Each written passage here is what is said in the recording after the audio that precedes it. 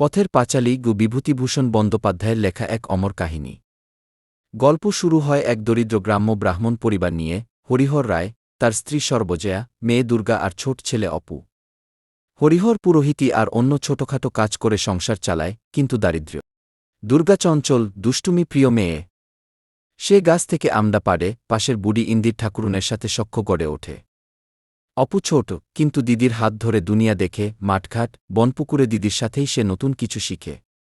গ্রামের রঙিন প্রকৃতি, বর্ষার মেঘ, কুয়াশাভাজা ভোর, সবকিছুই যেন গল্পের পটে আঁকা ছবি।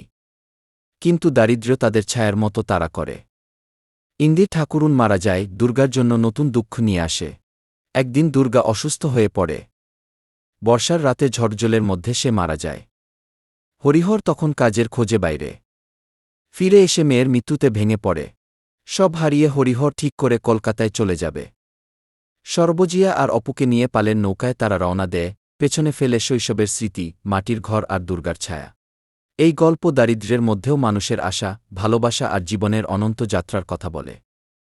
পথের পাঁচালী তাই শুধু এক পরিবারের নয়, গ্রামীণ জীবনের এক চিরকালীন ছবি।